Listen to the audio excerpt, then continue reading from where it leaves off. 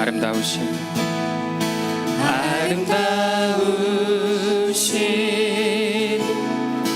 위대하신 주님, 부활의 주, 어린 양 거룩과 보임, 새벽별 같은 나의 구주, 모든 하늘 찬양해,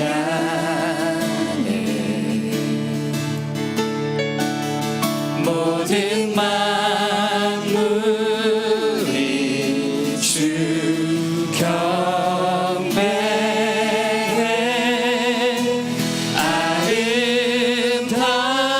아름답고 놀라우신 모든 이름보다 높은 이름, 아름답고 놀라우신 주의 이름, 높으신 그 이름 예수.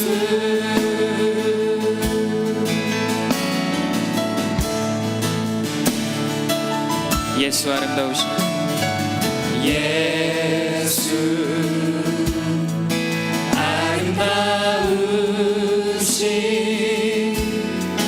위대하신 주님, 부활의 주, 어린 양 거룩과 공의, 새벽별과 같은 나의 구주, 모든 하늘 찬양해,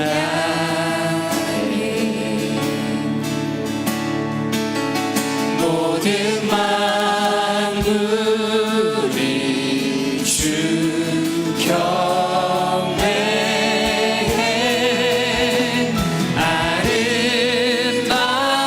아름답고 놀라우신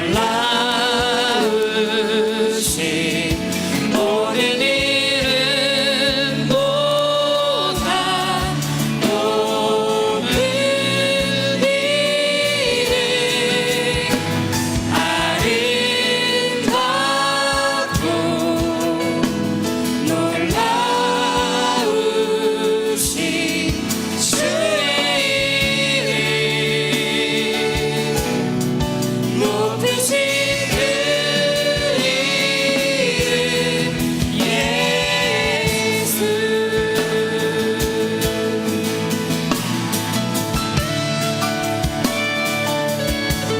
영원히 영원히 주 찬양, 주 사랑해요, 주 사랑해요,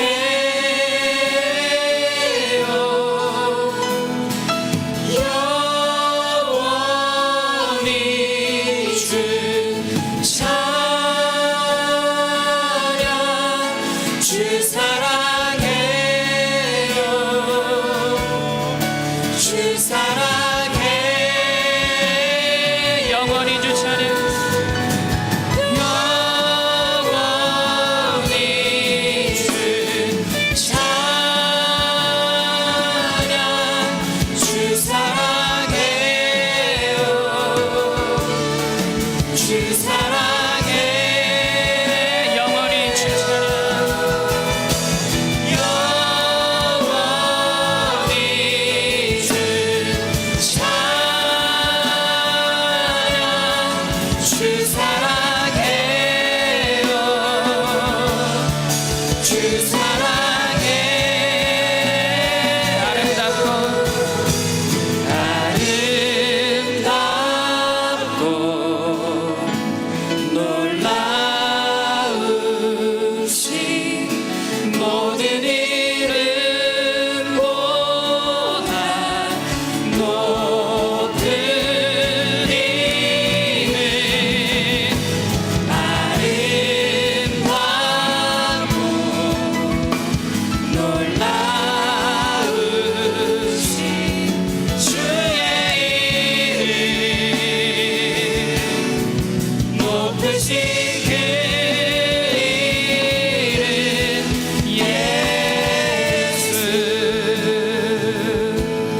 기도하겠습니다. 하나님, 이 시간 예배를 통해서 그 예수 그리스도 우리가 온전히 만나기를 원합니다. 주님 온전히 깨닫게 하시고 인격적 교제가 있는 귀한 예배, 주님 한 분만을 바라보고 나아갈 수 있는 귀한 예배 될 수 있도록 인도하여 주옵소서. 우리 주님의 이름으로 같이 기도하겠습니다.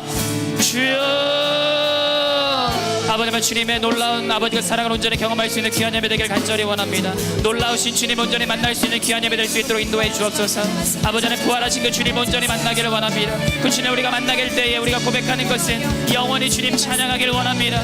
영원히 주님의 임재 가운데 나가기를 원합니다. 그 높으신 이름 가운데 우리가 온전히 굴복하여 나가기를 원합니다. 그 높으신 이름 우리가 온전히 만나기를 간절히 소원합니다. 영원히 주님의 이름 온전히 찬양하고 이곳에 아버지 우리가 거하면서 주님과 온전히 아버지만 교제하며 아버지 시간이 멈추지 않기를, 이 시간이 멈추지 않기를 아버지를 온전히 바라며 나아가게 될 줄 믿습니다.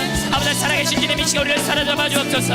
살아계신 주님 이 시간 온전히 임재하여 주셔서 우리를 만져주시고 살아계신 이곳에 온전히 우리 함께하여 주셔서 아버지만 주님의 죄는 아버지만 마음을 만지게 즐겨주시고 열어주시고 우리가 정말 아버지만 주님 순종으로 정말 인격적으로 반응하며 나아갈 수 있는 아버지 그런 귀한 예배 될 수 있도록 주님 인도하여 주시기를 간절히 원합니다. 이 시간 아버지 정말 주님께서 함께하여 주옵소서. 아버지 그 높으신 이름을 우리가 온전히 높이며 나아가기를 원합니다. 그 높으신 그 주의 이름 온전히 만나기를 원합니다. 아버지 함께하여 주시옵소서. 아버지 모든 만물이 주님을 경배하며 나아갑니다. 아버지 시간만 주의 청년들이 정말 주님의 이름을 온전히 높이며 나아갑니다. 주님 아버지만 높으신 주의 이름을 우리가 함께 높이며 나아갑니다. 오줌의 모든 시선과 우리의 모든 초점이 주님께만 온전히 향해 나아갈 수 있도록 귀한 예배 될 수 있도록 인도하여 주시옵소서. 주님 역사해 주옵소서. 아름답고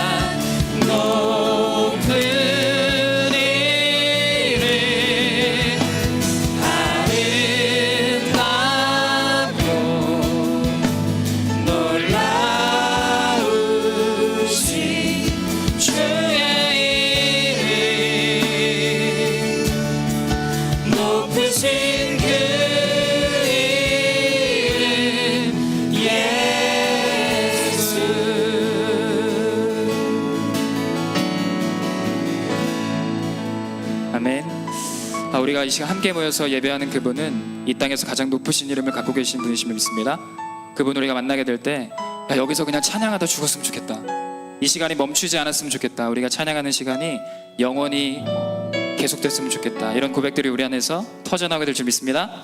그런 기대감 가지고 함께 예배하기를 원합니다. 우리 다 함께 일어나서 찬양할 때 우리 지난주 그 설교에서 이계명 함께 나눴었는데 우리를 위하여 만든 우상들 다 깨버리고 하나님 한 분만 바라보며 나아가자. 예배는 예수님 한 분만을 높이는 귀한 시간이다라는 말씀 들었는데, 우리 함께 일어나서 찬양할 때 우리 주 안에서 노래하며 이 찬양을 통해서 우리가 모인 이유에 대해서 고백하기를 원합니다. 우리 박수 치면서 힘차게 찬양하겠습니다.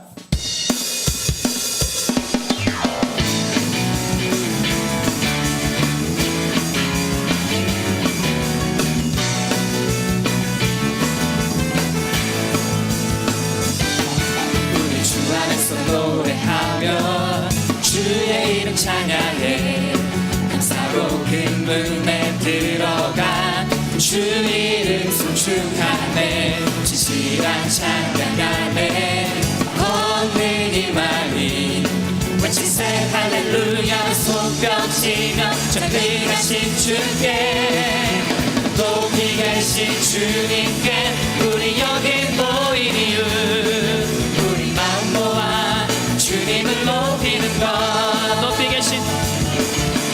높이 계신 주님께 우리 여기 모인 이유, 우리 마음 모아 주님을 높이는 것, 우리 주 안에서 노래하며 주의 이름 찬양해, 감사로 또 그 문에 들어가 주 이름 송축하네 진실한 찬양하네 원능이 많이 원능이 많이 외치세 할렐루야 손뼉치며 전능하신 주께 높이 계신 주님께 우리 여기 모인 이유 우리 마음 모아 주님을 높이는 것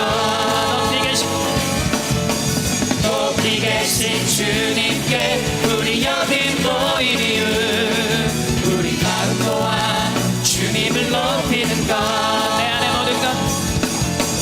내 안에 모든 것 주를 바랄 때 주의 능력 또 영광 은혜와 자비로 찬양하며 춤추세 마음은 열어 주가 자유케 하리 주의 이름 찬양해 내 안에 모든 것 주를 바랄 때 주의 능력 또 영광 은혜와 자비로 찬양하며 춤추세 마음은 열어 주가 자유케 하리 주의 이름 찬양해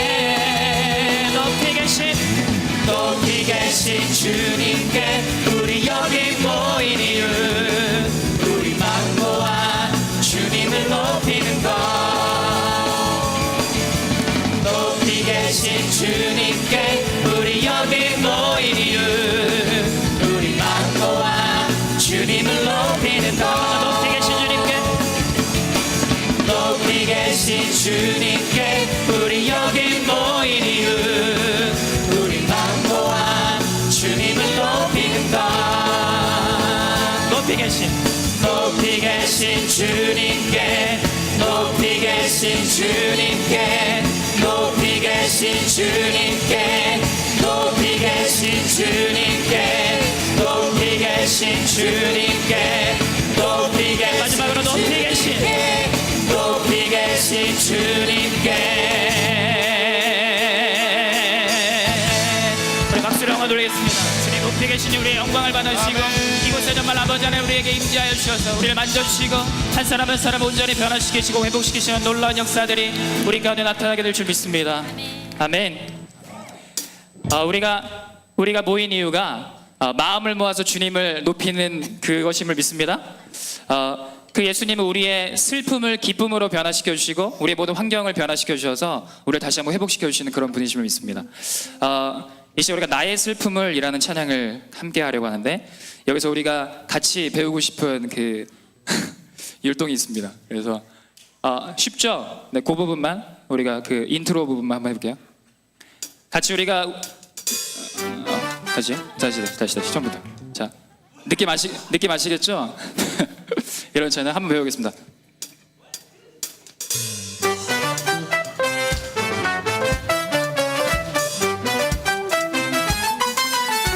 한 번 더.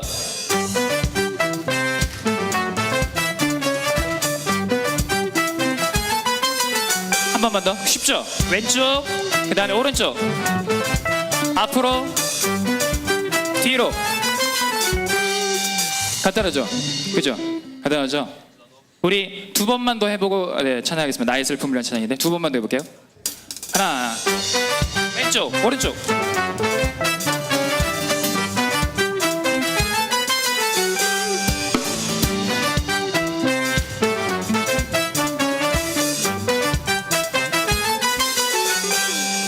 네, 좋습니다. 자, 우리가 움직이게 될 때 우리의 다친 마음도 열리고 그죠? 이렇게 하면 다친 마음이 안 열리고 우리 나의 슬픔을 변화시켜서 기쁨으로 바꿔주실 주님을 기대하면서 함께 찬양하겠습니다. 나의 슬픔을.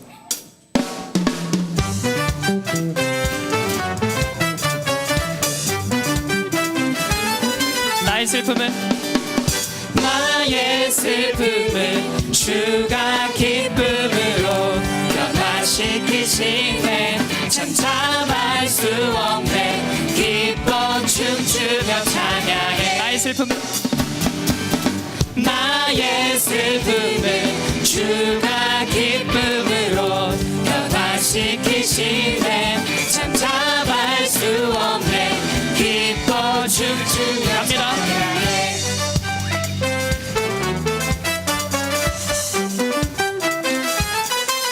상처뿐인 내 영혼 위로해 주셨네. 고통 중에 있을 때 주님 평안 주셨네. 주 사랑 어둠 이김을 나는 느끼네.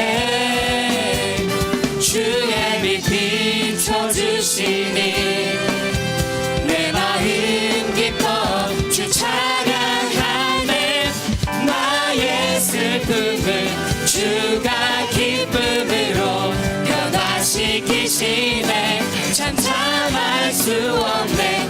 기뻐 춤추며 찬양해.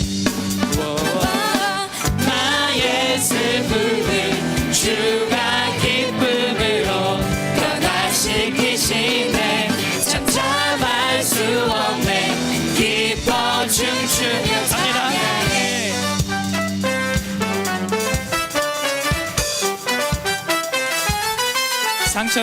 상처뿐인 내 영혼 위로해 주셨네. 고통 중에 있을 때 주님 평안 주셨네. 주 사랑 어둠 이김을 나는 느끼네.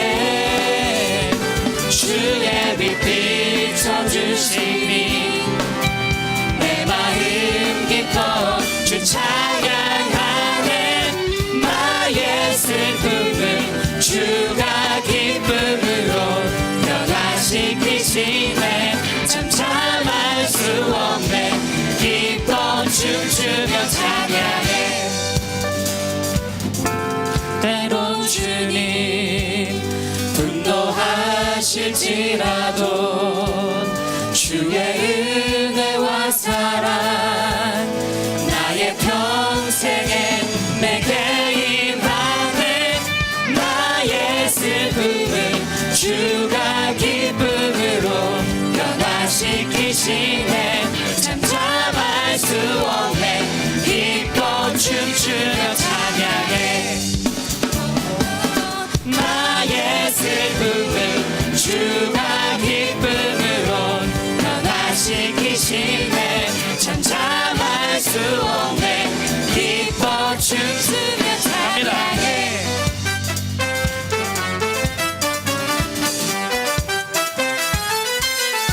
계속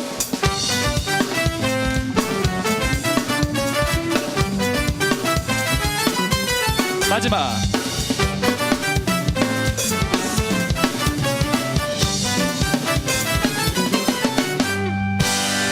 박수로 만들겠습니다. 주님, 우리의 슬픔을 기쁨으로 변화시키시는 주님이 아버지, 우리가 믿는 예수 그리스도의 이름을 믿습니다. 주님, 우리의 슬픔을 기쁨으로 변화시켜 주실 줄 믿습니다. 아멘.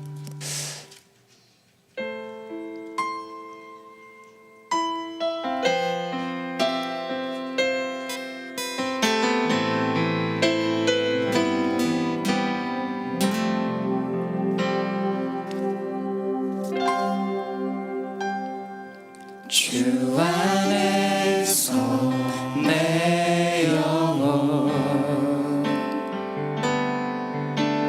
다시 태어나 이전 것은 지나고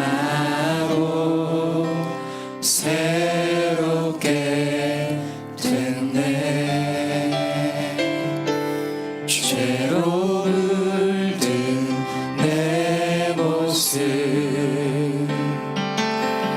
예수와 함께 죽고 부활 생명 내 안에 새로운 삶이 열렸네.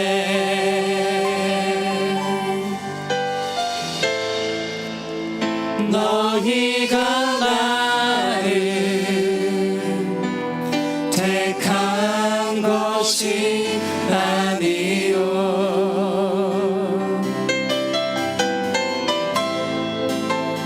내가 너희를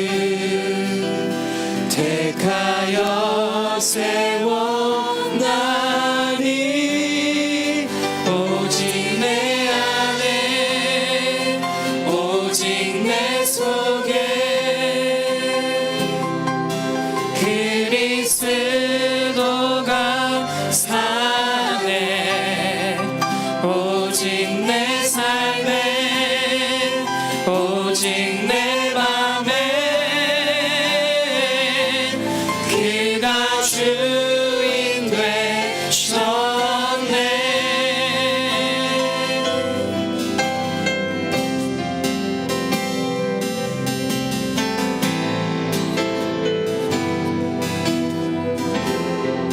여러분들 모습 예수와 함께 죽고 예수와 함께 죽고 부활 생명 내 안에 새로운 삶이 열렸네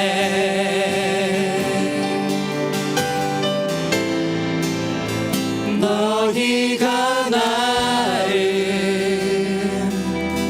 택한 것이 아니요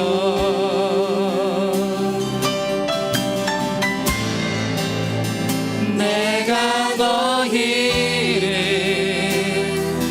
택하여 세웠나니 오직 내 안에 오직 내 속에 그리스도가 사네 오직 내 삶에 오직 내 맘에 그가 주인 되셨네 내 생명 그 안에 그의 생명 내 안에 나의 삶이 이전과 같을 수 없네 내 생명 그 안에 그의 생명 내 안에 나의 삶이 이전과 같을 수 없네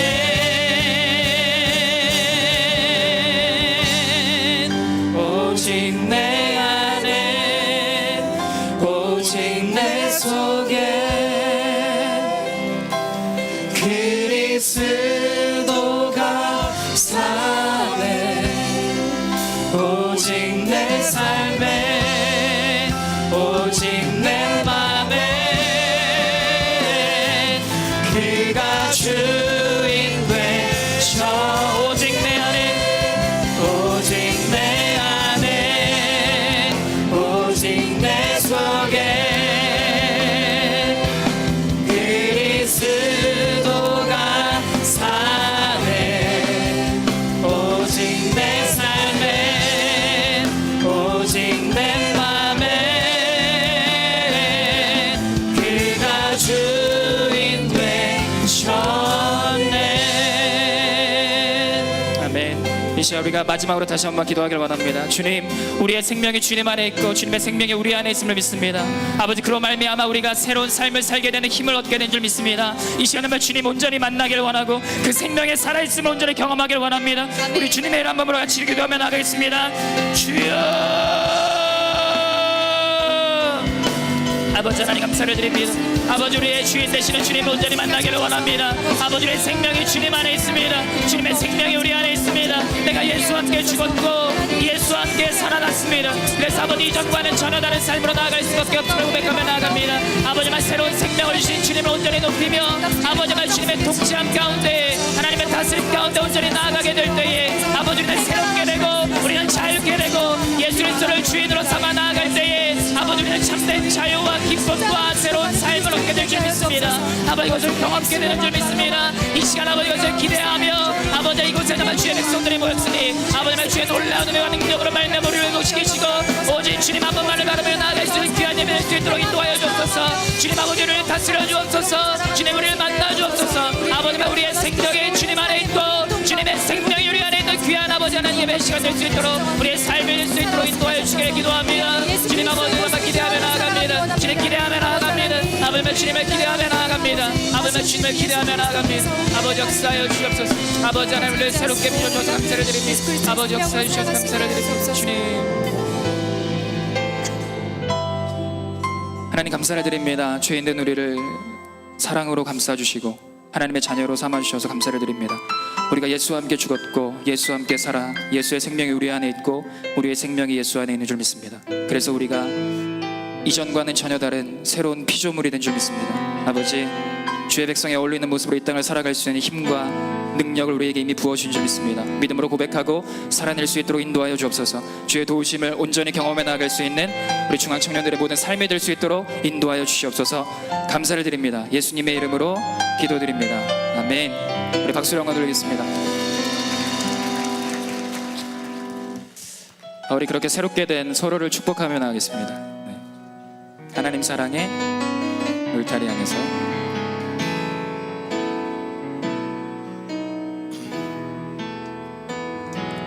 하나님 사랑의 울타리 안에서 오늘도 내일도 난 너를 사랑해. 하나님 축복의 울타리 안에서 오늘도 내일도 난 너를 축복해. 세상에서 가장 아름다운 말들로 세상에서 가장 아름다운 말들로 나는 널 사랑해. 나는 널 축복해. 하나님 사랑으로 한 번만 더 해볼게요. 하나님 사랑에 우리 1층에 있는 분 2층을 향해서 2층에 있는 분 1층을 향해서 해볼까요? 하나님 사랑해 울타리 안에서 오늘도 내일도 난 너를 사랑해. 하나님 축복의 울타리 안에서 오늘도 내일도 난 너를 축복해.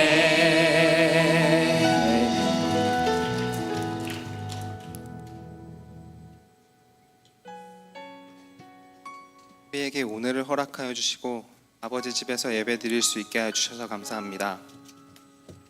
우리의 삶이 예배가 되어야 하지만 주일 하루만 아버지께 얼굴만 잠깐 보여드리고 가는 저희들의 모습을 봅니다. 주님 회개합니다. 용서해 주세요. 삶의 자리 언제 어디서든 당신을 찾고 의지하고 영광 돌리는 저희들이 될 수 있게 도와주세요. 이번 여름도 당신을 더 전하고 당신과 가까워지기 위해 준비하고 있는 여름 수련회 충청 선교 몽골 선교를 위해 기도합니다. 준비하는 손길들 축복하여 주시고 대장 되신 예수님 믿고 담대히 나아갈 수 있는 저희들 되게 해주세요. 학교 건축을 위해 기도합니다. 지어지는 과정 처음부터 마치는 순간까지 아버지께서 주관하여 주시고 병들고 길 잃은 학생들에게 올바른 가치관을 심어주고 더 나아가 하나님 나라를 그려가는 예쁜 도구로 성장시킬 수 있는 학교가 될 수 있게 해주세요. 말씀 전하시는 서영선 목사님 위해 기도합니다. 언제나 거룩한 찔림이 있는 말씀으로 청년들에게 올바른 크리스찬의 길을 제시하여 주시는데 건강 주시고 힘 주셔서 청년들을 더 사랑하게 해주시고 우리 청년들도 목사님 더욱 사랑하게 해주셔서 주님 안에서 사랑이 넘치는 공동체가 될 수 있게 도와주세요. 봉헌 시간입니다. 준비해온 손길 축복하여 주시고 행여 준비하지 못한 손길도 축복하여 주세요. 아버지께 예배드리는 지금 이 시간에 임재하고 계시는 당신과 더 긴밀히 만나고 이야기할 수 있게 도와주시고 예배를 마치는 순간까지 함께 해주세요. 너무 사랑합니다. 사랑이 많으신 예수님의 이름으로 기도드렸습니다. 아멘.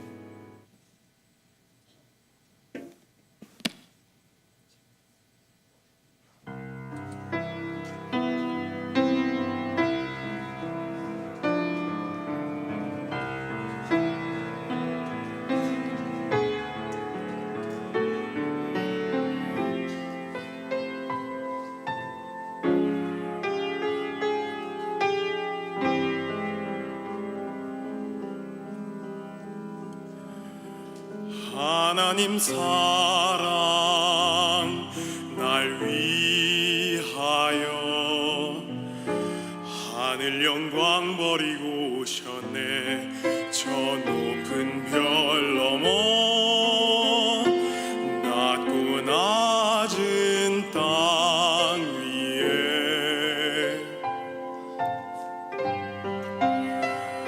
갈보리 언덕 십자가 지시고 물과 피를 흘려 죽으신 주 나에게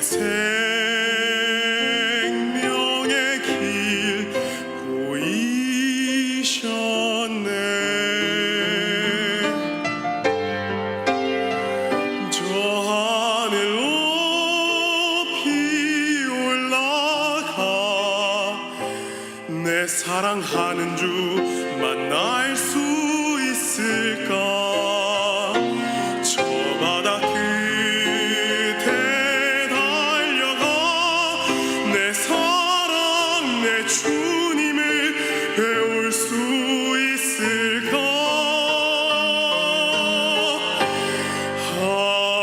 하나님 사랑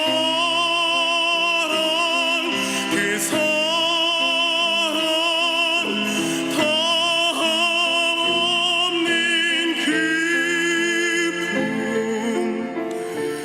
내 마음 모두 드리리.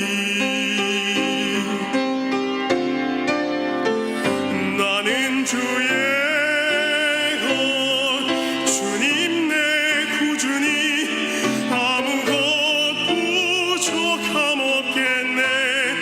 나 주 안에 살고 주님은 내 안에서 살리.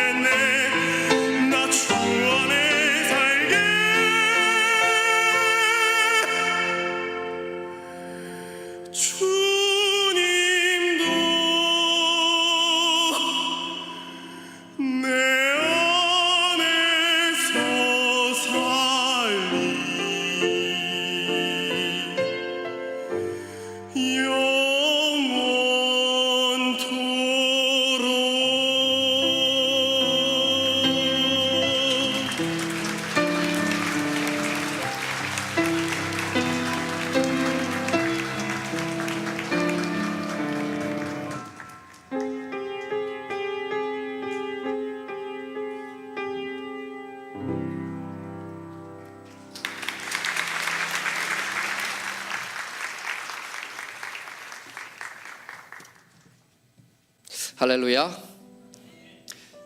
중앙청년공동체에서 준비된 몇 가지 소식을 안내해 드리겠습니다. 우리 모두는 하나님 앞에 예배자인 줄 믿습니다. 예배 5분 전 함께 기도하면서 준비하고 있는데요. 3시 10분 전까지 함께 오셔서 예배 가운데 임재하실 하나님을 기대하면서 함께 예배로 준비해 주시면 감사드리겠습니다. 여름 사역이 은혜 가운데 진행되고 있습니다. 특별히 여러분들 여름 사역 잘 진행될 수 있도록 충청 선교와 또 몽골 선교 대회가 잘 준비될 수 있도록 여러분 기도해 주시고, 좀 전에 보셨던 영상처럼 여름 수련 우리 청년 캠프도 함께 준비되고 있습니다.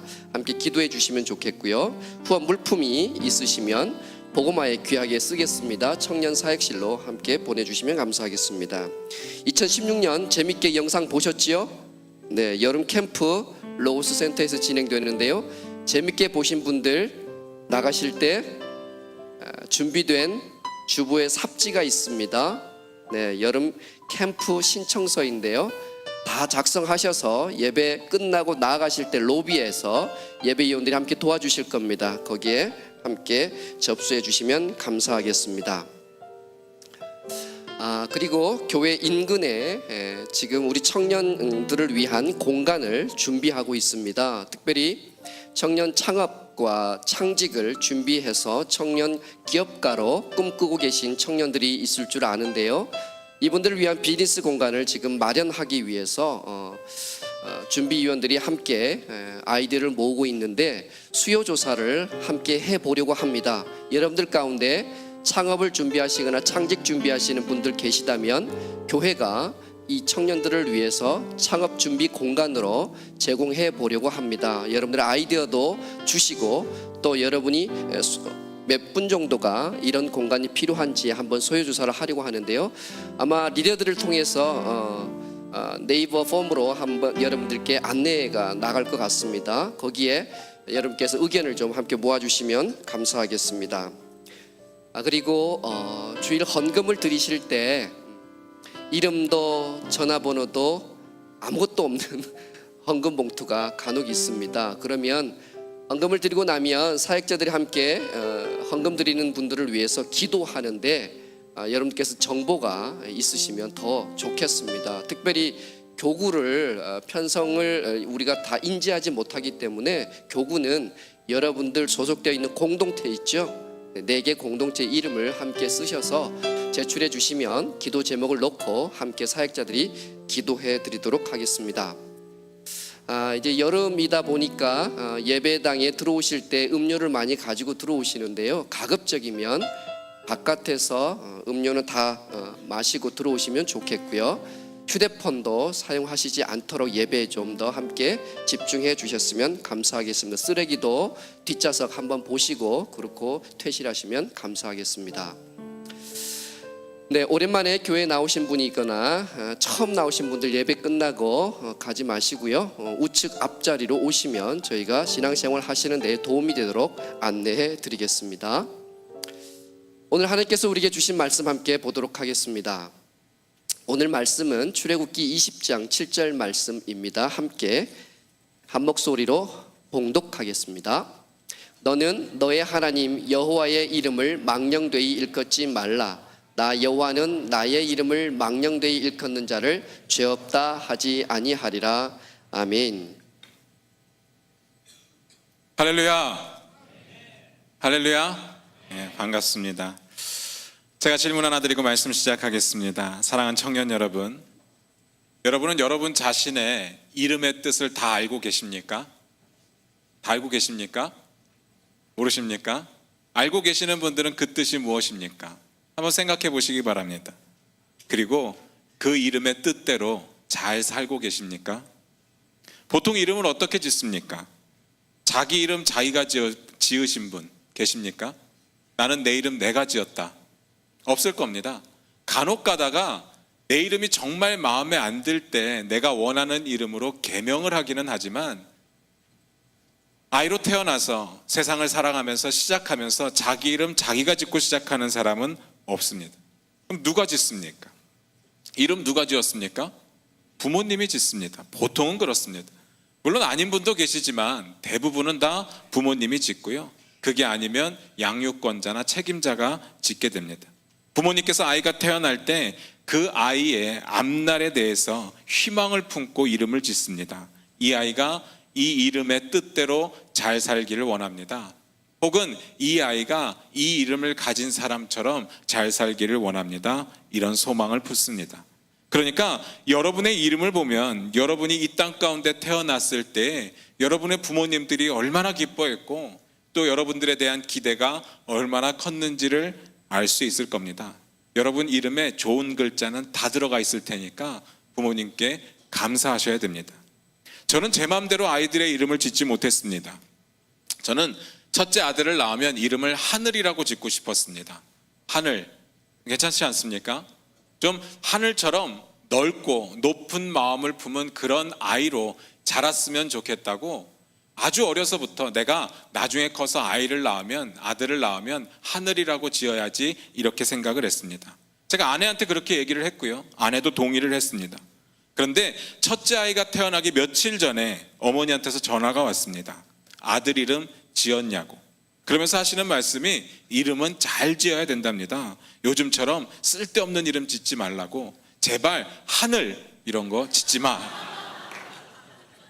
저희는 한 번도 얘기한 적이 없는데요. 일단 이름 짓는 것에서 하늘은 빠졌습니다. 그래서 그냥 지었습니다. 둘째는 딸이었는데 이름을 꼭 연아라고 짓고 싶었습니다.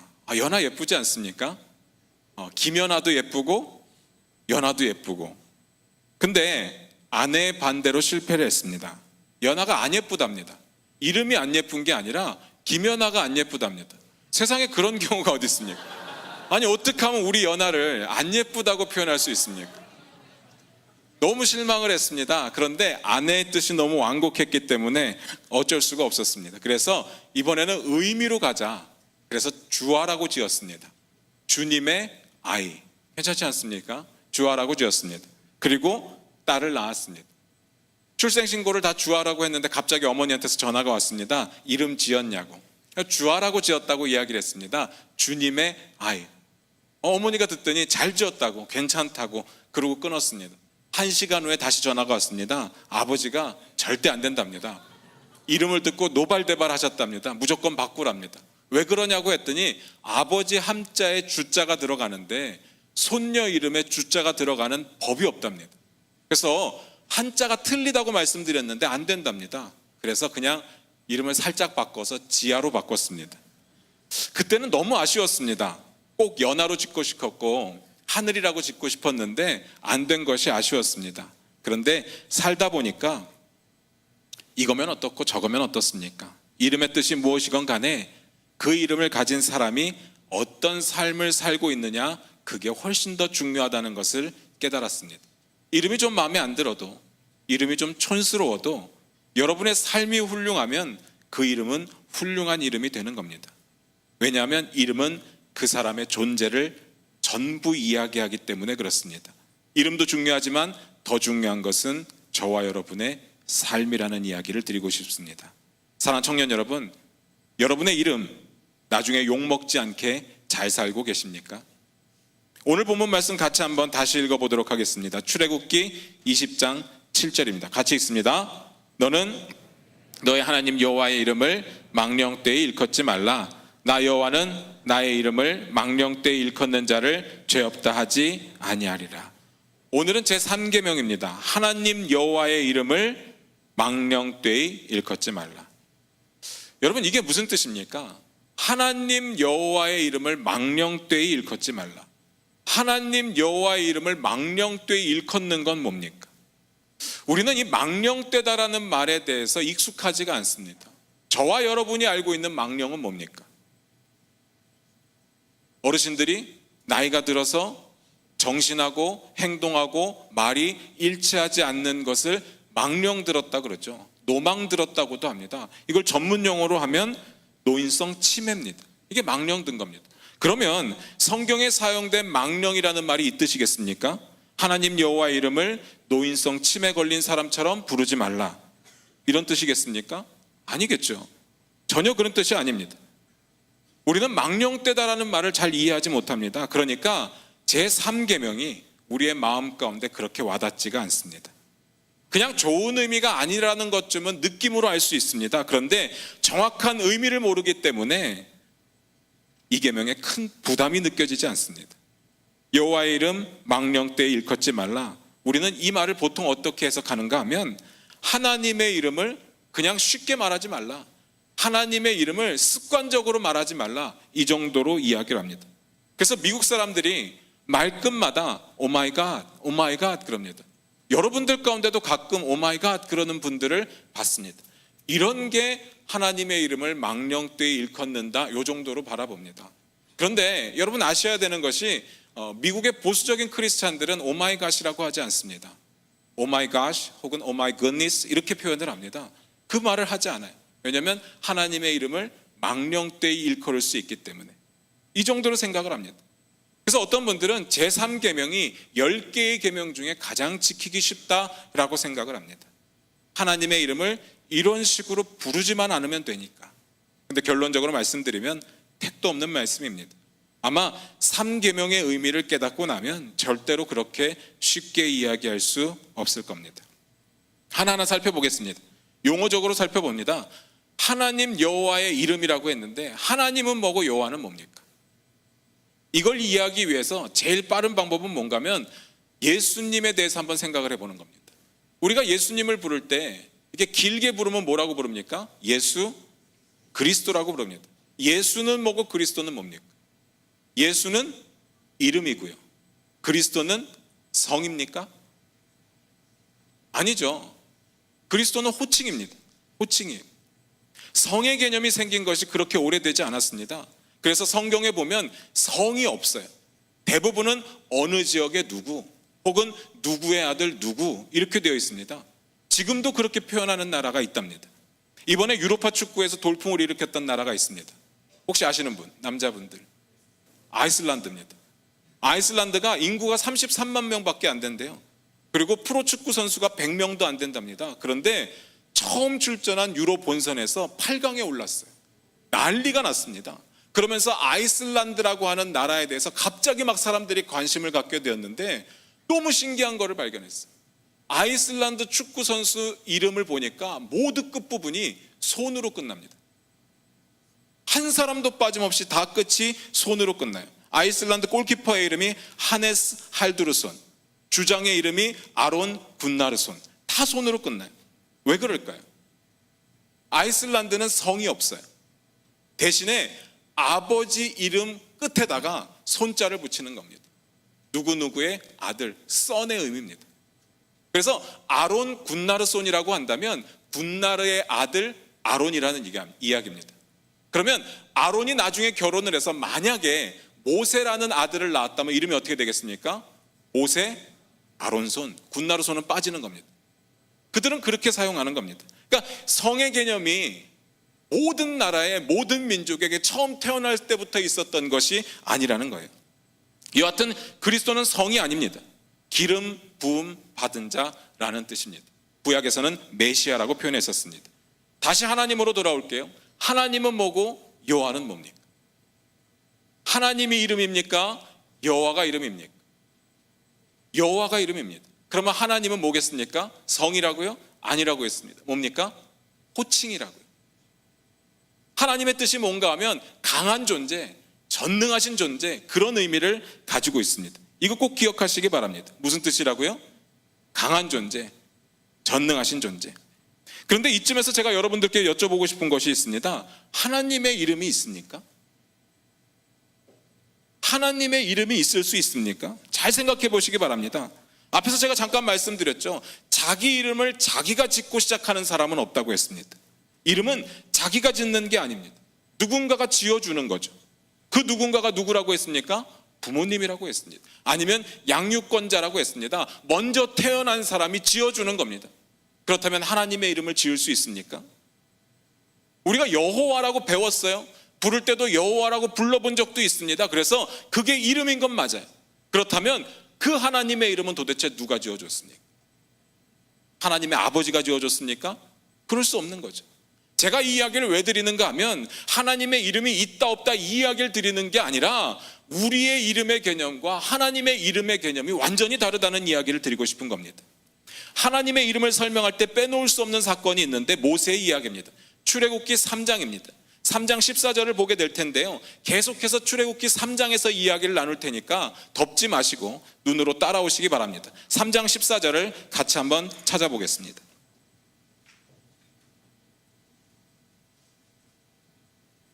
같이 읽겠습니다. 하나님이 모세에게 이르시되 나는 스스로 있는 자니라. 또 이르시되 너는 이스라엘 자손에게 이같이 이르기를 스스로 있는 자가 나를 너에게 보내셨다 하라. 어느 날 하나님께서 모세를 부르셨습니다.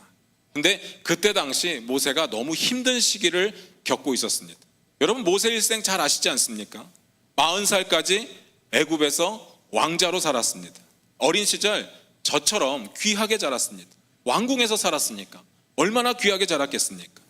우리로 따지면 세자까지는 아닌데 왕이 될 수는 없을지 모르는데 그래도 굉장히 파워 있는 왕궁의 왕족으로 살고 있었습니다. 또 이거는 성경에는 안 나오는 이야기고 역사가 전하는 이야기인데 모세의 어머니가 그 왕족 중에 실권자였습니다. 그리고 그 어머니가 모세를 특별히 사랑하고 있었습니다. 물론 모세는 진짜 어머니가 양육을 했었기 때문에 자기가 애굽 사람이 아니라 유대인이라는 것을 알고 있었습니다.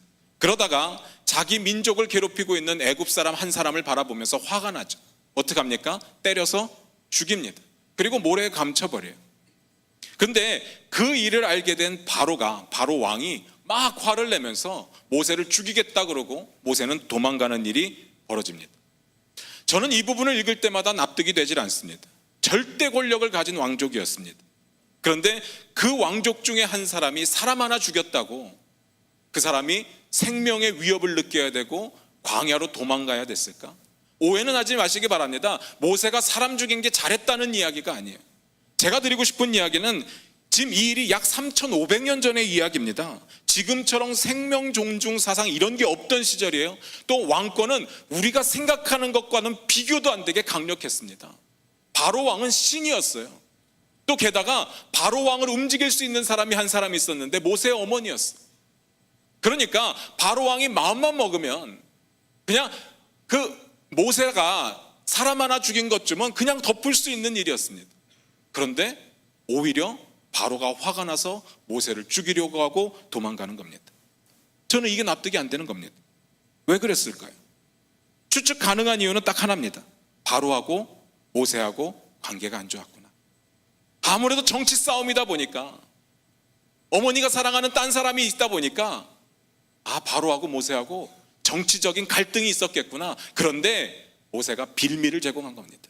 그 한 방에 모세는 몰락한 겁니다. 모세는 잘 나가는 왕족이었는데 한 방에 무너져 버립니다. 그리고 도망간 곳이 어디라고요? 미디안 광야입니다. 미디안이 어딘지는 모르겠어요. 그런데 광야입니다.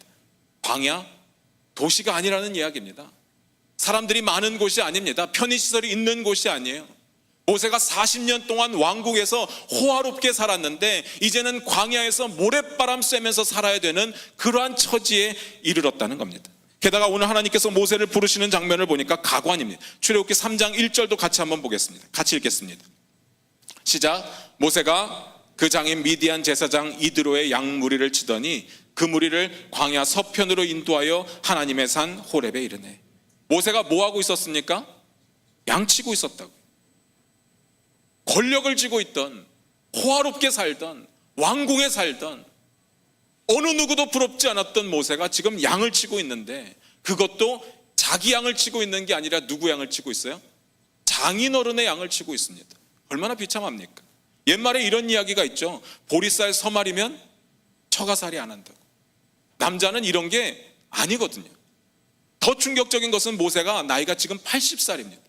40년 동안 그렇게 살았다는 거예요.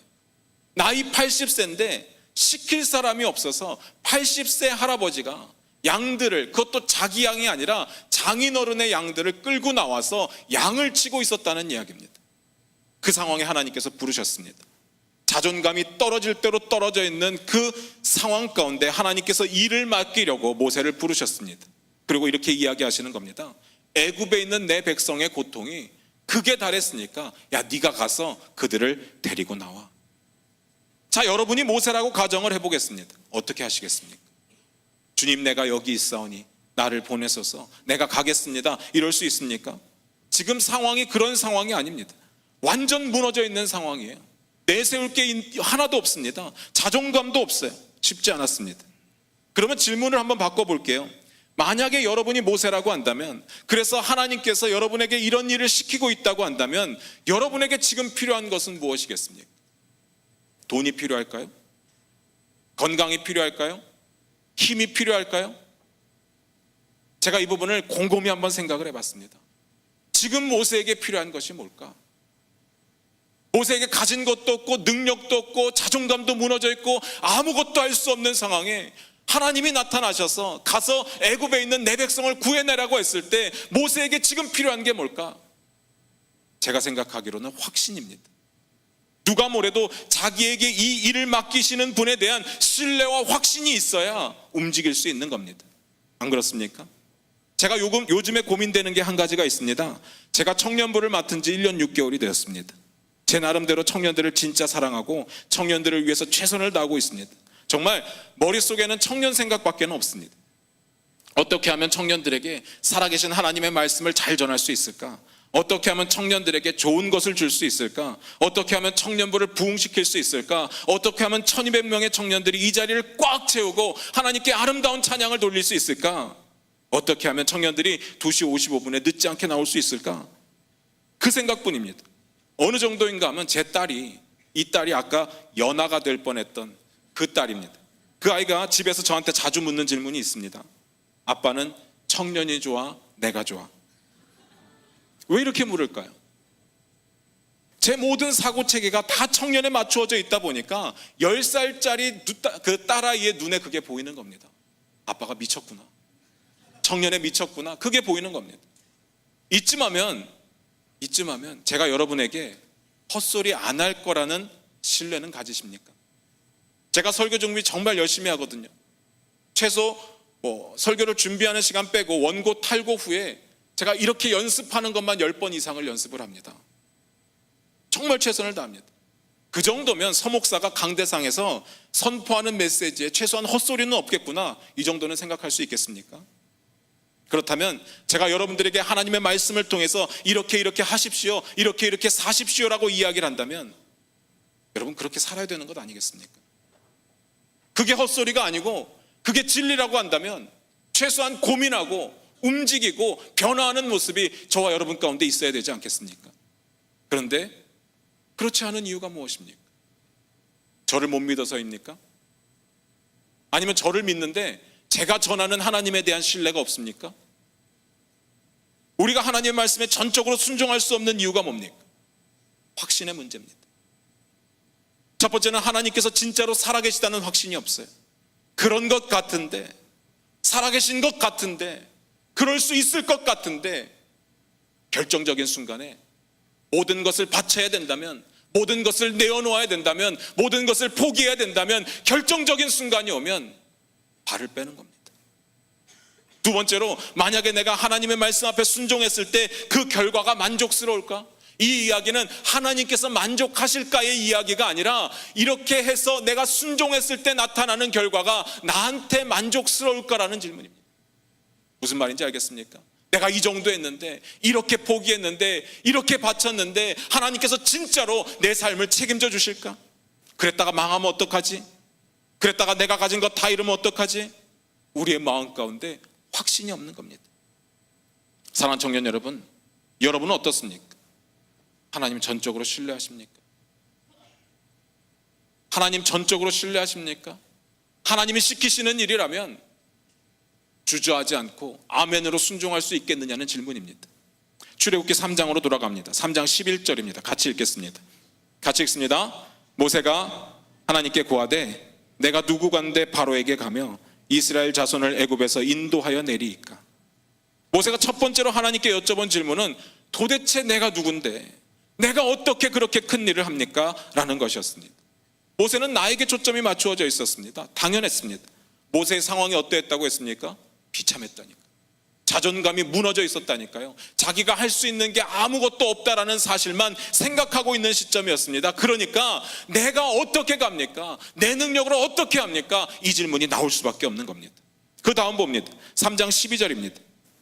같이 읽습니다. 하나님이 가라사대 내가 정녕 너와 함께 있으리라. 내가 백성을 애굽에서 인도하여 낸 후에 너희가 이 산에서 하나님을 섬기리니 이것이 내가 너를 보낸 증거니라. 무슨 이야기입니까? 너가 아니라 하나님께서 말씀하시는 겁니다. 내가 하겠다. 내가 너와 함께 하겠다. 결과도 내가 책임지겠다. 그러니까 너는 가기만 해. 이쯤 하면 순종이 되시겠습니까? 그 다음 문제는 13절에 나타납니다. 13절 같이 읽겠습니다. 같이 읽습니다.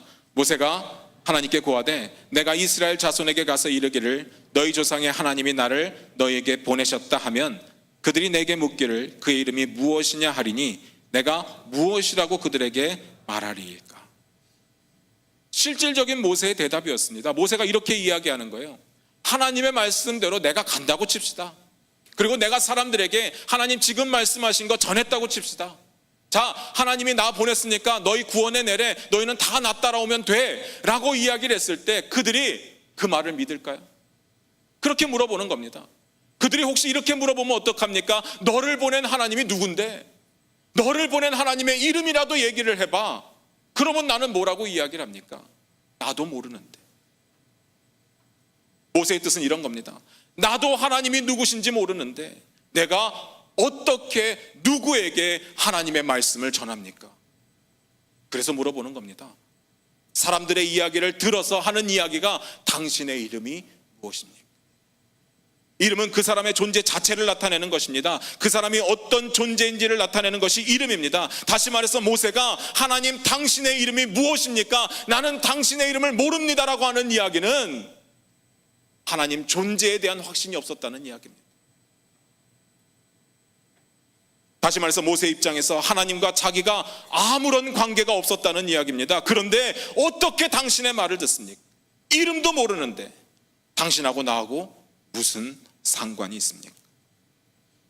사랑하는 청년 여러분, 저와 여러분은 인간관계를 어떻게 시작합니까? 언제부터 인간관계가 시작됩니까?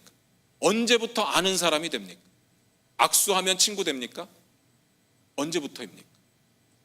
이름을 밝히면서부터 관계는 시작되는 겁니다. 그리고 내 이름을 기억해주면 관계가 유지되는 겁니다. 아무리 이름을 가르쳐줬는데 상대가 내 이름을 기억 못하면 그 사람이 나랑 관계를 안 하려고 하는 겁니다. 악수 한번 한다고 되는 게 아니죠. 왜냐하면 이름이 그 사람이기 때문에. 이름이 그 사람 자체이기 때문에. 이름을 모르면 그 사람을 모르는 거예요. 문제는 앞에서도 말씀드렸는데 하나님께서는 이름이 없으세요. 누가 감히 하나님께 이름을 지어줍니까? 하나님께서는 알파이시고 오메가이신데, 하나님께서는 시작이시고 하나님께서는 끝이신데, 하나님께서는 영원 전부터 계신 유일하신 분이신데 누가 감히 하나님께 이름을 붙입니까? 하나님께 이름은 맞지 않습니다. 하나님은 이름이 필요 없어요. 영화 영린에 보니까 고아들을 데려다가 암살자들로 키우는 장면이 나와요. 살수로 키웁니다. 그런데 고아다 보니까 애들이 이름이 없어요. 그래서 어떻게 합니까? 들어오는 순서대로 번호를 붙여요. 주인공이 220번째 거기 들어와서 이름이 220입니다. 남자이기 때문에 놈자를 붙여요. 그래서 주인공의 이름이 220놈입니다. 이름은 그런 거예요. 인간들에게 필요한 겁니다. 하나님께 필요한 게 아니에요. 아니, 더 정확하게 말씀드리면 하나님은 이름이 있을 수가 없습니다. 그런데 모세가 물었어요. 당신의 이름이 뭡니까? 모세가 묻는 게 뭡니까? 하나님과 자기와의 관계를 묻는 겁니다. 이 확신이 있어야 나는 움직일 수 있다는 거죠. 그때 하나님께서 이렇게 말씀하십니다. 나는 스스로 있는 자다. 이 말은 하나님께서는 스스로 존재하시니까 그 어떤 것에도 영향을 받지 않았으니까 이름 따위는 내게 있을 수 없다는 거죠. 세상에 존재하는 모든 것들은 하나님이 만드신 겁니다. 하나님의 손길을 거치지 않은 것이 없어요. 모든 것이 다 그에게서 났다라고 이야기를 합니다. 하나님의 이야기는 너희와는 내가 다르다라는, 나에게는 이름 따위가 있을 수 없다는 이야기입니다. 그런데 이제부터 이걸 내 이름으로 하겠다는 겁니다. 나는 스스로 있는 자야. 이 말에 히브리어 표기를 갖다가 이게 내 이름이야. 이제부터는 이걸 기억하고 이걸 부르라고 이야기를 합니다. 출애굽기 3장 15절입니다. 같이 읽겠습니다. 같이 읽습니다. 하나님이 또 모세에게 이르시되 너는 이스라엘 자손에게 이같이 이르기를 나를 너희에게 보내신 이는 너희 조상의 하나님 아브라함의 하나님 이삭의 하나님 야곱의 하나님 여호와라 하라. 이는 나의 영원한 이름이요 대대로 기억할 나의 표훈이라. 저는 이 부분을 보는데 완전 감격입니다. 하나님 이름 없다고 했습니다. 사실 이름이 필요가 없습니다. 이름을 지을 수도 없어요. 앞에서도 잠깐 말씀드렸는데 이름은 인간 차원에서 필요한 겁니다. 사람들과 사람들 사이를 구별하는 데 필요한 거예요. 만약에 이런 하나님도 있고 저런 하나님도 있어서 하나님들끼리 만나서 야 나는 김 하나님이야 너는 이 하나님이야 이럴 때 필요한 거예요. 그런데 제가 뭐라고 말씀드렸습니까? 하나님은 유일하다고 했습니다. 한 분밖에 없어요. 누구와 구별합니까? 이름이 필요 없습니다. 그런데 하나님께서 나는 스스로 있는 자고 지금부터 그게 내 이름이야 이렇게 선포를 하십니다. 인간들 사이에서나 필요한 서로를 구별하기 위해서 필요한 그 이름을 스스로 가지신 겁니다. 왜 그렇습니까? 이게 중요한 겁니다. 왜 그렇습니까? 이유는 간단합니다. 하나님께서 만드신 인간들과 소통하시려고, 인간들하고 관계를 더 잘 맺으시려고, 모세가 하나님과의 관계에 대해서 확실히 하고 싶어 하니까 하나님께서 먼저 손을 내미시는 겁니다. 야, 내 이름 여호와야. 앞으로 잘 지내자. 나랑 깊은 관계, 인격적인 관계 맺어보자. 그리고 내 이름 꼭 기억해. 어딜 가든지 내 이름 기억하고 내 이름을 불러. 그렇게 이야기를 하는 겁니다. 감동 아닙니까? 여러분 이 부분에 위로가 되지 않습니까? 우리 같으면 어떻게 해요? 아들이 아버지 이름 부르면 버릇없다고 두들겨 팹니다. 안 그렇습니까? 일제시대 때 어땠습니까? 우리 이름을 일본식으로 바꾸라니까 너무 비통하잖아요. 우리 이름 그렇게 중요시 여기지 않습니까? 그런데 하나님은 그걸 초월하시는 분이고 이름이 필요 없는 분인데 피조물들이나 가지고 있는 그 이름을 본인이 스스로 가졌다는 이야기입니다.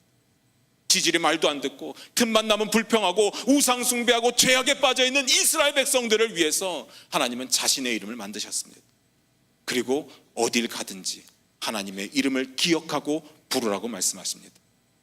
다시 말해서 너와 나는 이제부터 아는 사이야. 너와 나는 인격적이고 밀접한 관계가 있는 사이야. 전 이걸 읽는데 얼마나 감사했는지 모릅니다. 전적으로 우리를 위한 것입니다.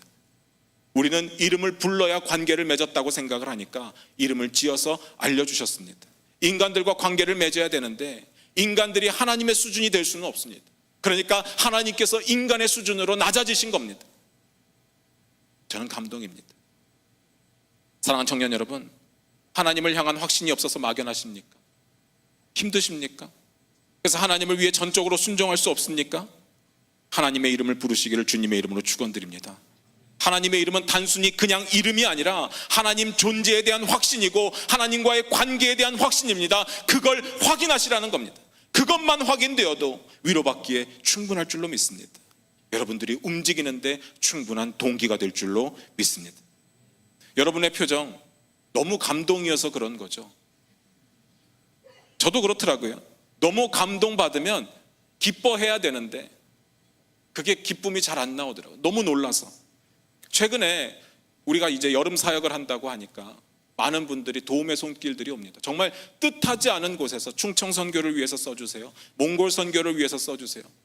금방 너무 기쁘고 너무 감격스러운데 그분 앞에서 웃음이 안 나오는 거예요. 이걸 어떻게 반응해야 될지 모르는 겁니다. 여러분이 지금 그런 거죠. 그렇다고 믿고 싶습니다. 말씀 마무리 짓겠습니다. 제3계명이 무엇이었습니까? 하나님 여호와 이름을 망령되이 일컫지 말라.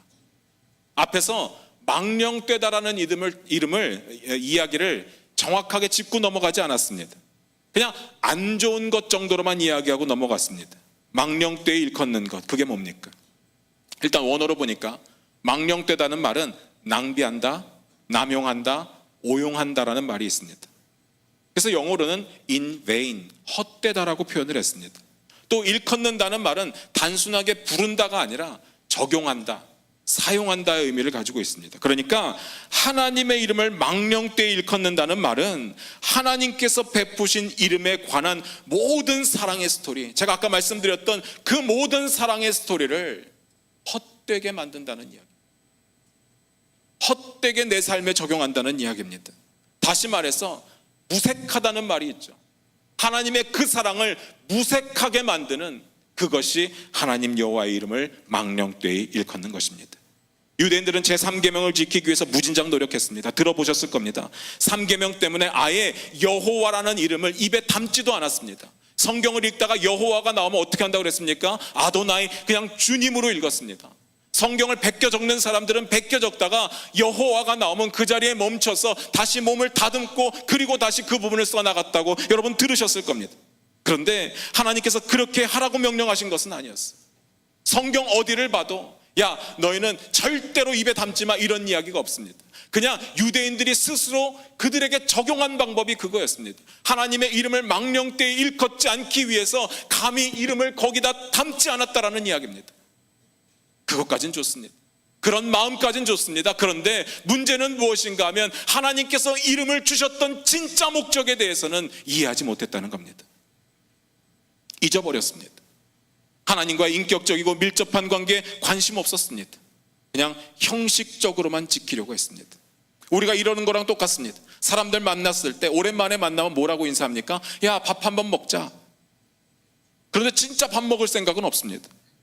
그냥 밥 한번 먹자라고 인사를 했는데 그래, 약속 잡자 이러면 이상해지는 겁니다. 제가 미국에 살 때 미국 사람들을 만나면 그 사람들이 인사를 너무 잘하는 겁니다. 뭐 How are you? How are you doing? How's it going? 이렇게 물어봅니다. 너무 신기하잖아요. 나 모르는데 웃으면서 인사를 합니다. 그리고 거기에 서서 나 사실은 힘든데 이러면 이상해지는 겁니다. 그건 대답을 원하는 게 아니에요. 그냥 형식이에요. 인사하는 겁니다. 이스라엘 백성들이 제3계명을 지켰던 것, 하나님의 이름을 입에 담지 않았던 것, 그것은 그냥 형식이었습니다. 혹시 우리의 모습은 그렇지 않습니까? 하나님과 나와의 관계가 형식적이지 않은가 하는 질문입니다. 하나님과 우리가 인격적으로 관계를 맺어야 한다고 늘상 말씀드리는데 인격적인 관계가 뭔지도 모릅니다. 뭐가 밀접한 관계인지도 모릅니다. 하나님과 관계를 맺는다는 말이 무슨 말인지도 모릅니다. 하나님께서는 우리와 관계 가운데 확신을 주시기 위해서 이름을 지으시고 부를 수 있는 특권을 주셨는데 관계는 다 빼먹었습니다. 그냥 부르기만 하는 겁니다. 주여, 주여 부르기만 합니다. 하나님과 관계를 제대로 맺으려면 어떻게 해야 됩니까? 하나님께서 살아계시다는 확신이 분명히 있어야 됩니다. 그리고 그 확신 가지고 하나님께서 기뻐하시는 일을 해나가야 하나님과 관계를 맺는 겁니다. 하나님과 만나서 커피 한잔하고 밥 한번 먹는 것이 관계가 아니라 하나님이 원하시는 일을 내 삶 가운데 이루는 게 관계입니다. 하나님을 내 인생의 주인 삼아서 하나님의 뜻이 내 인생 가운데 이루어지는 거, 주인의 뜻을 따르는 거, 그게 관계를 맺는 겁니다. 예수님께서 뭐라고 하십니까? 아버지의 뜻대로 행하는 자라야 그가 내 형제고 그가 내 자매고 그가 내 모친이다. 하나님의 방법은 그겁니다. 하나님의 뜻대로 행할 때 하나님과 관계가 맺어집니다. 그럼 반대로 하나님이 원하시는 일을 하지 않으면 어떻게 되겠습니까? 그게 하나님의 이름을 망령되이 일컫는 겁니다. 하나님과의 관계를 깨뜨리고 하나님과의 관계 가운데 나타난 하나님의 사랑을 무색하게 만드는 것. 다윗의 이야기 다 아실 겁니다. 충성스러운 부하 우리아의 아내 밧세바를 취합니다. 말이 취하는 거죠. 데려다가 겁탈했습니다. 그리고 그거를 무마하기 위해서 어떡합니까? 우리아를 죽여버리죠. 다윗 일생일대 최대의 실수였고요, 최악의 범죄였습니다. 그때 하나님께서 이렇게 말씀하십니다. 사무엘하 12장 13절 14절을 제가 읽어드립니다.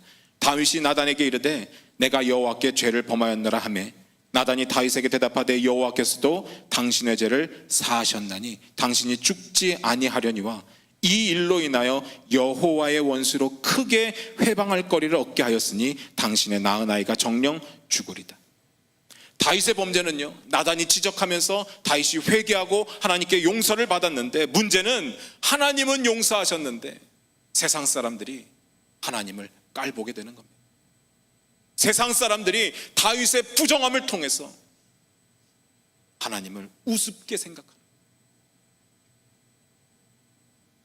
사랑하는 청년 여러분, 하나님의 이름을, 하나님 여호와의 이름을 망령되이 일컫지 말라.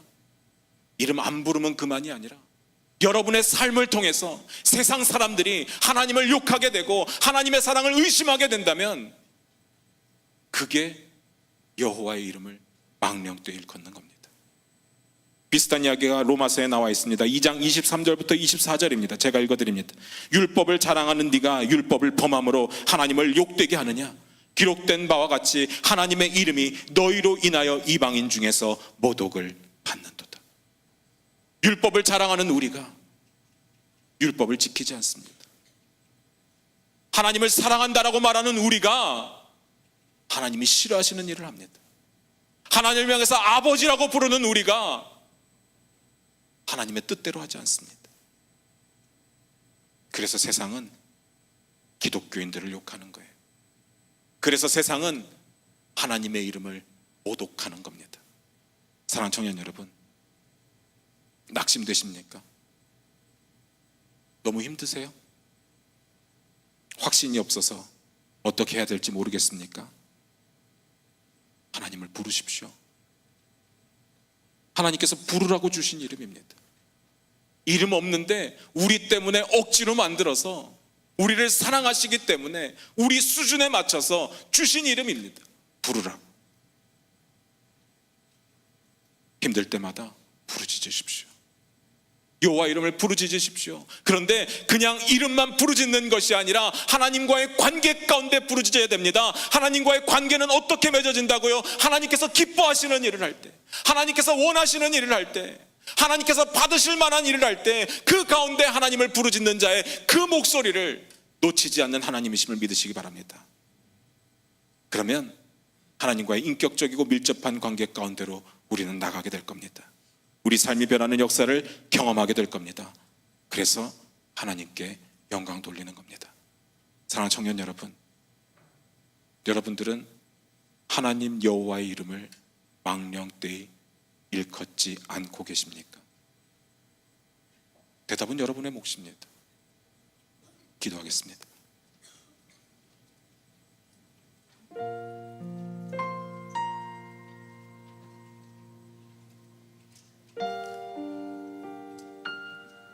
사랑하는 청년 여러분, 저와 여러분에게 필요한 게 뭡니까? 혹시 확신 아니었습니까? 하나님 살아계시다는 확신. 하나님께 전적으로 내 인생 맡겨도 되는가? 그것에 대한 확신. 말은 주님 사랑합니다, 주님 예배합니다, 주님만 찬양합니다, 아무리 외쳐도 결정적인 순간이 되면 발을 뺍니다. 진짜 가능할까? 진짜 성경에 쓰여져 있는 대로 내 삶 책임져 주실까? 진짜 내 인생의 방패가 되어 주시고 내 인생의 산성 되어 주실까? 확신이 없는 거예요. 근데 왜 확신이 없는 줄 아세요? 우리가 하나님의 말씀대로 안 살아서 그래요. 왜 하나님을 못 만나는 줄 아세요? 하나님의 말씀대로 안 살기 때문에 그래요. 제가 설교하면서 하나님 만나십시오, 하나님 인격적으로 만나십시오 이렇게 이야기를 하면 대부분이 어떻게 하면 만나냐요. 도대체 뭘 기대하는 겁니까? 아까도 말씀드렸듯이 마주 앉아서 커피 한잔 하는 그런 만남 기대하십니까? 아니요, 아니에요. 우리가 하나님을 만나는 것은 하나님의 뜻이 우리 가운데 이루어지는 거고요, 우리가 하나님의 말씀대로 사는 겁니다. 우리 이 부분 갖고 한번 기도하기를 원합니다. 내 인생에 진짜 하나님을 확신하고 있었는지, 하나님을 이름을 부르는데 부끄럽지 않았는지, 하나님의 이름을 모독하고 있지는 않았는지 주여 한번 크게 부르짖으면서 기도하면 나아갑니다. 주여, 아버지 하나님 도와주시옵소서. 아버지 하나님 도와주시옵소서. 아버지 하나님 도와주시옵소서. 우리 때문에 세상이 예수 그리스도를 욕하고 하나님을 욕합니다. 용서하여 주시옵소서. 아버지께서는 자기를 낮추셔서 우리에게 이름을 주시면서 이 이름을 기억하라고, 이 이름을 부르짖으라고 이야기를 합니다. 내가 너와 함께 하겠으니까, 내가 너로 승리케 하겠으니까 내 이름을 기억하라 사랑이라고 이야기합니다. 아버지 하나님, 우리는 하나님의 그 사랑을, 하나님의 그 이름을 무색하게 만들며 사람들 앞에 모독이 되게 만들었을 때가 얼마나 많은지 모릅니다.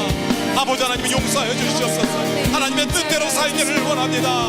우리의 삶 가운데 내 뜻이 아니라 하나님의 뜻이 이루어지기를 원합니다.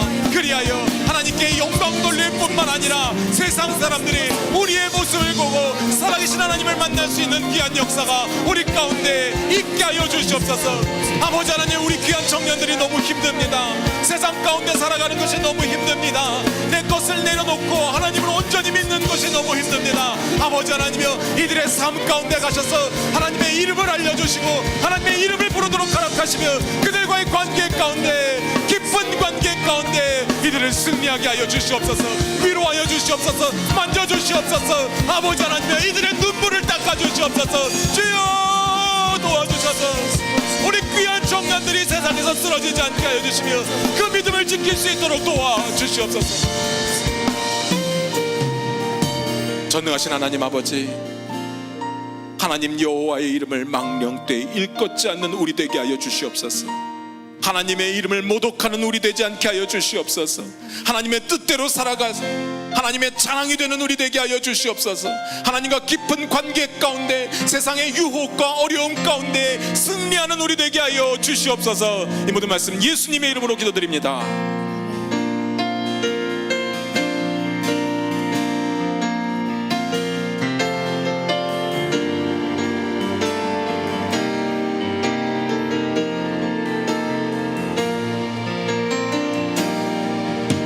우리에겐 소원이 하나 있네. 주님 다시 오실 그날까지 우리 가슴에 새긴 주의 십자가 사랑, 나의 교회를 사랑케 하네. 주의 교회를 향한 우리 마음, 희생과 포기와 가난과 고난, 하물며 죽음조차 우릴 막을 수 없네. 우리 교회는 이 땅의 희망,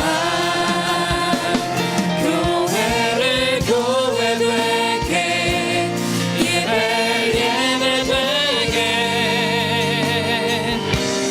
우릴 사용하소서. 진정한 부흥의 날 오늘 임하도록 우릴 사용하소서. 우리 다시 한번 기도하겠습니다. 하나님과 형식만 남아있는 껍데기의 삶을 버리게 하여 주옵소서. 하나님과 관계가 살아있는 삶의 내용이 있을 수 있도록 주님 인도하여 주옵소서. 순종할 때 우리에게 확신을 주시는 분이심을 믿습니다. 한 주의 삶의 순종의 걸음으로 나아갈 수 있도록 인도해 주옵소서. 우리 주님의 이름 한번 부르고 다시 한번 기도하겠습니다. 주여, 아버지 하나님의 삶 가운데, 하나님과의 관계 가운데 정말 껍데기만 남아있는 모든 것들을 온전히 시간버리기를 원합니다. 아버지, 주님께서 우리에게 정말 주님 이름을 주셨을 때 그 관계를 아버지의 귀에서 정말 우리에게 정말 이름 주신 분이심을 믿습니다. 아버지, 주님과 정말 관계가 정말 살아있는 내용 있는 삶이 될 수 있도록 인도하여 주옵소서. 우리는 정말 아버지 순종의 걸음 있는 내용 있는 삶이 될 수 있도록 인도하여 주시길 기도합니다. 아버지가 말씀을 붙들고 말씀대로 정말 살아 움직일 때에, 아버지 말씀을 삶 가운데 정말 적용하고 정말 그렇게 정말 나아갈 때에 하나님과 정말 살아있는 관계가 정말 아버지 역진 가운데 가게 될 줄 믿습니다. 아버지 말의 순종의 걸음을 통해서 확신이 우리 안에 넘쳐날 수 있도록 인도하시고 내용 있는 삶으로 나아갈 수 있도록 아버지 하나님께서 우리 온전히 붙들어 주시기를 간절히 원합니다. 아버지, 우리가 정말 아버지 이제는 걸어가길 원합니다. 아버지 말 시간 정말 이제는 우리가 정말 아버지 말 순종의 걸음으로 나아가길 원합니다. 아버지의 삶에 정말 주님 거부할 수 없는 확신을 지을 수 있도록 인도하여 주옵소서. 교회를 교회 되게, 교회를 교회 되게, 예배를 예배 되게 우릴 사용하소서. 진정한 부흥의 날 오늘 임하도록 우릴 사용하소서. 마지막으로 교회를 교회 교회 되게 교회를 교회 되게 예배를 예배 되게 우리 사용하소서 진정한 구원의 날 오늘 임하도록 우리 사용하소서.